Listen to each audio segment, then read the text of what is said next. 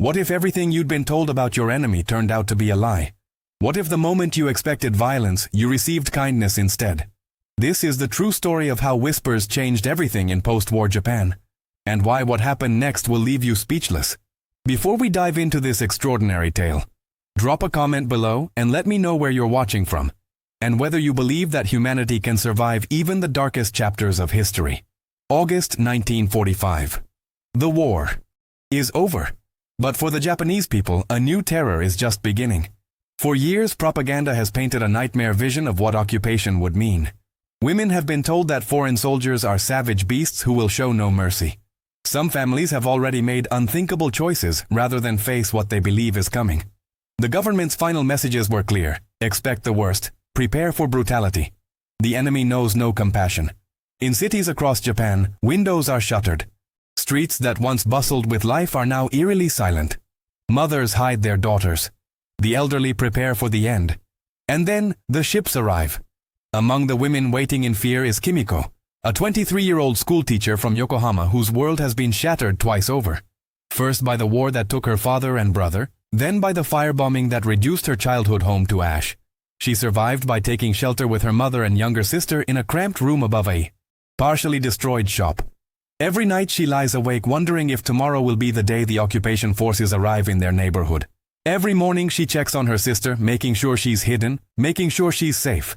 Kimiko has spent weeks preparing for this moment, rehearsing in her mind how she'll stand between the soldiers and her family, how she'll sacrifice herself if necessary. She's made peace with her fate. What she hasn't prepared for is the alternative. The British Commonwealth Occupation Force begins arriving in late August.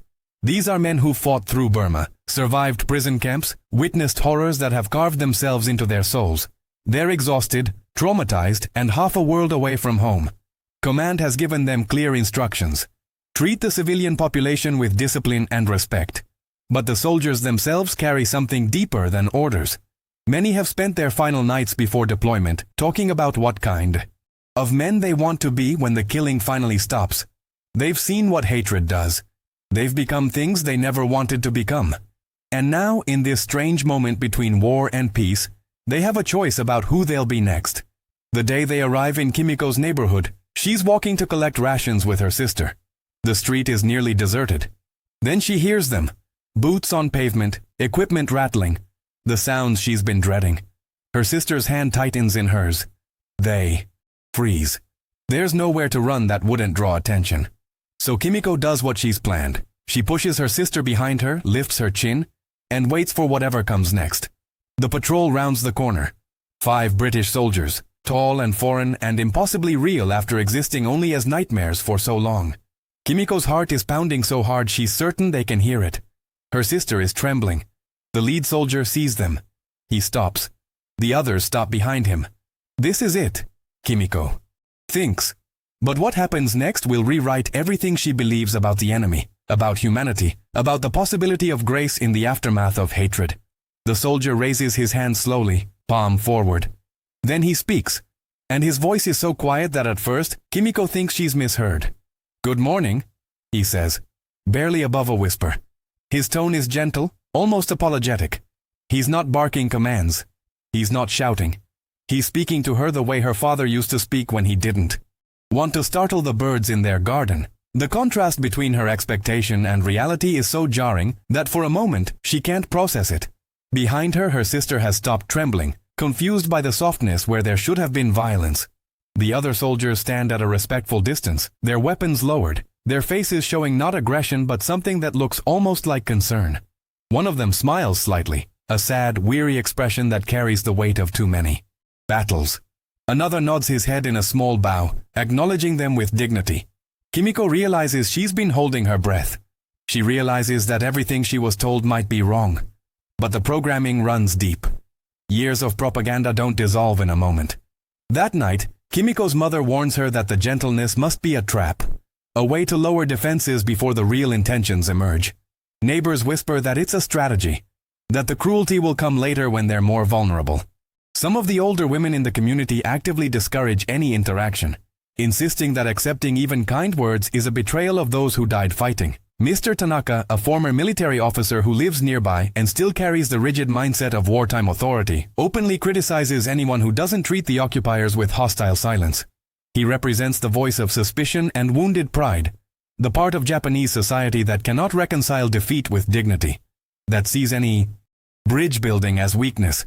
When he sees Kimiko speaking with British soldiers at a medical checkpoint a week later, his face twists with contempt. "Have you forgotten what they did to us?" he demands loudly, wanting others to hear. "They burned our cities, killed our people, and now you smile at them like nothing happened?" His words are designed to shame her, to paint her as a traitor, to reinforce the wall of hatred that he believes should remain standing forever. Kimiko feels the sting of his accusation. She hasn't forgotten anything. She carries her losses like stones in her chest. But she also can't deny what she's witnessing. Over the following weeks, the pattern continues. British soldiers speak softly when giving directions.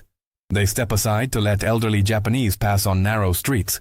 When children accidentally wander near their positions, the soldiers don't shout or threaten. They crouch down to eye level and gently guide them back to safety. Their voices calm and reassuring. At distribution points for food and supplies, they show patience with the long lines of hungry, desperate people, never raising their voices even when the crowds become overwhelming. One afternoon, Kimiko watches a British sergeant spend 20 minutes helping an old woman carry her rations home, matching his pace to her slow, painful steps, speaking to her in broken Japanese with a gentleness that brings tears to Kimiko's eyes. This isn't the behavior of conquerors reveling in victory. This is something else entirely. But Mr. Tanaka and others like him refuse to see it. They organize resistance, not violent but cultural, encouraging people to maintain distance, to refuse help, to cling to the identity of victimhood and resentment. Mr. Tanaka publicly confronts British soldiers whenever possible, speaking to them with deliberate coldness, turning his back when they try to communicate, creating scenes that embarrass even those who agree with him. His anger is understandable. He lost 2 sons in the war, but his pain has calcified into something that prevents healing. When Kimiko tries to explain what she's observed, he cuts her off. "You're young. You don't understand.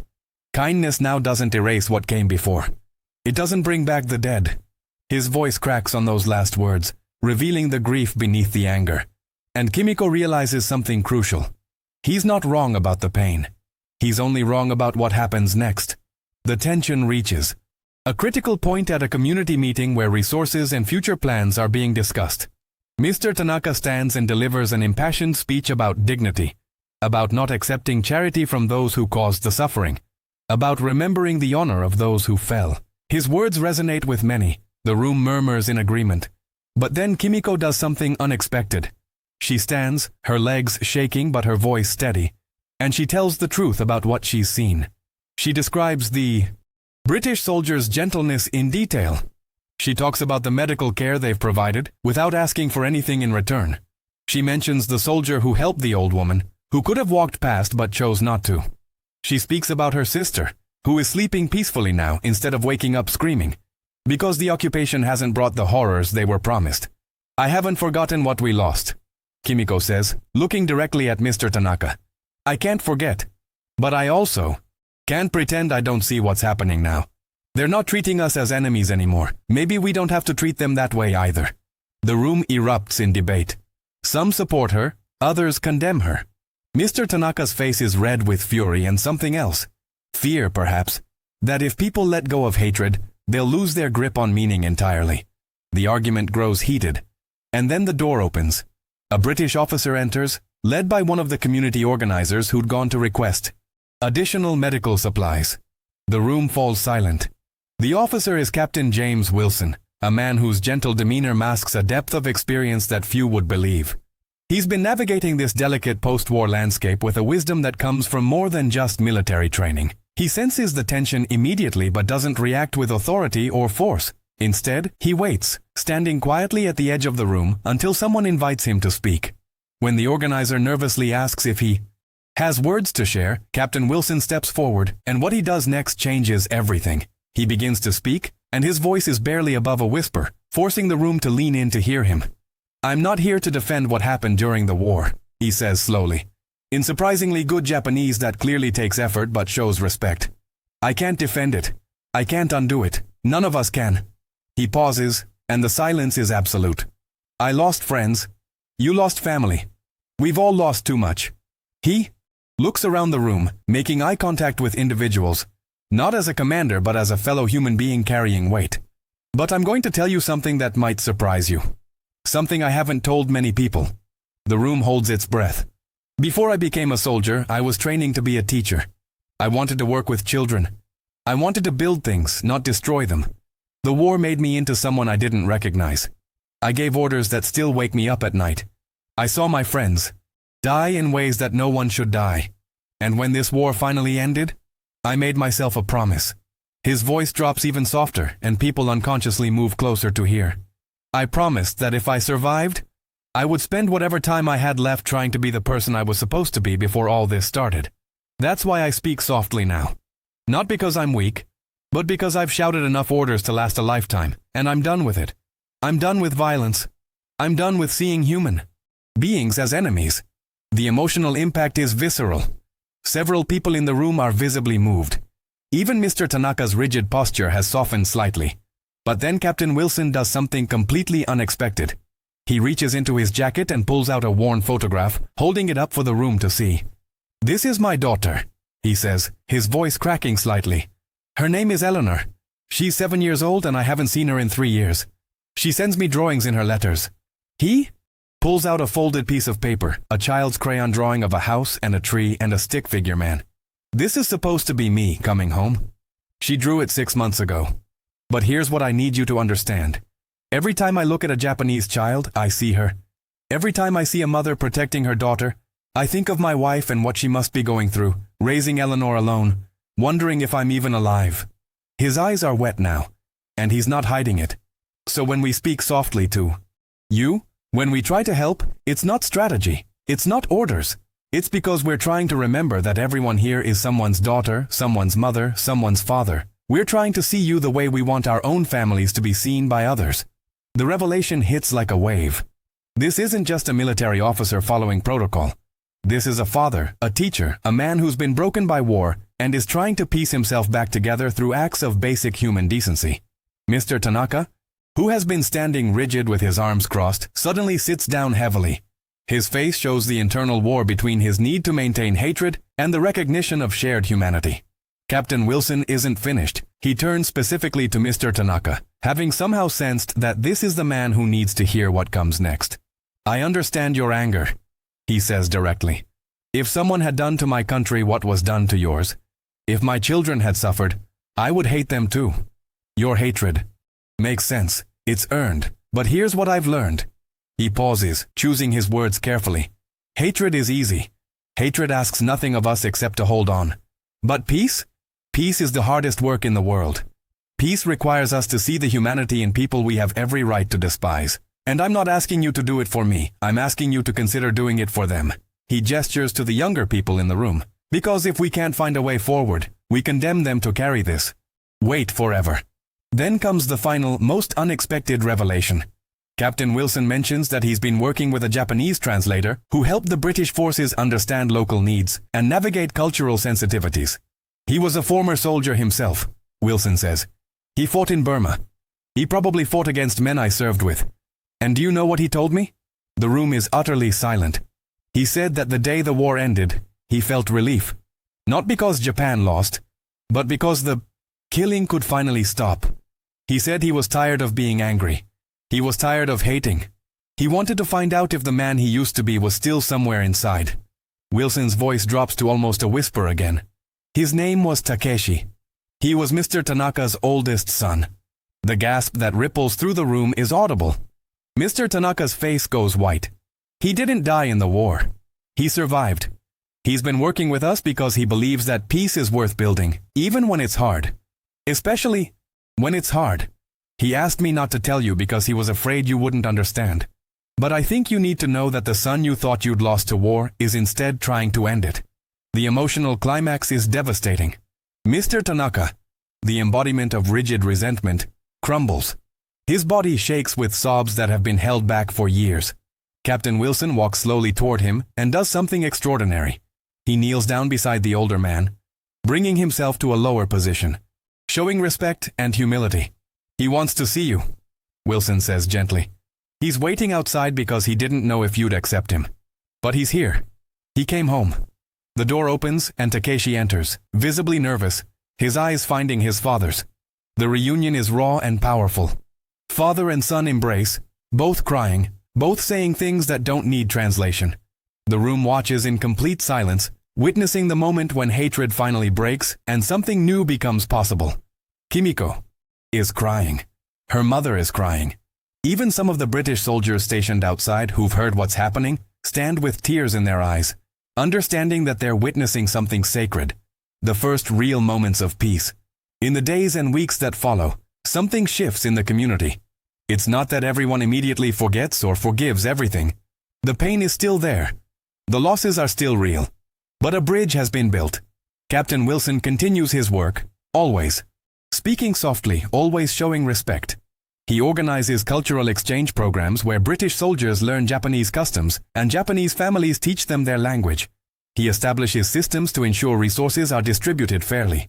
He personally intervenes when individual soldiers show disrespect, making it clear that kindness isn't weakness but the highest form of strength. Mr. Tanaka, transformed by the return of his son, becomes an unlikely advocate for cooperation, using his respected voice to encourage others to give peace a chance. Kimiko begins working as a liaison between the community and the occupation forces, her fluent English and deep understanding of both perspectives making her invaluable. Her sister, who'd been so terrified weeks before, starts attending English classes organized by the British, her laughter returning as she discovers that the monsters tell funny stories and sometimes juggle to entertain children. The transformation isn't universal or perfect. There are still incidents, still misunderstandings, still those who refuse to participate in any form of reconciliation. But the fundamental dynamic has changed.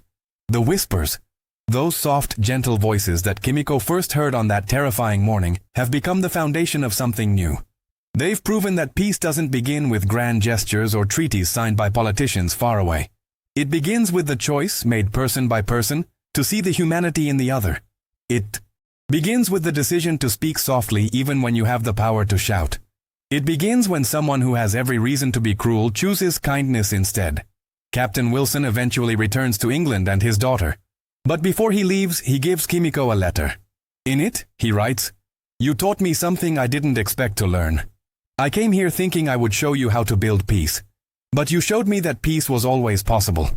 It was waiting in the space between what we feared and what actually happened. It was waiting in the moment when you chose to trust despite every reason not to.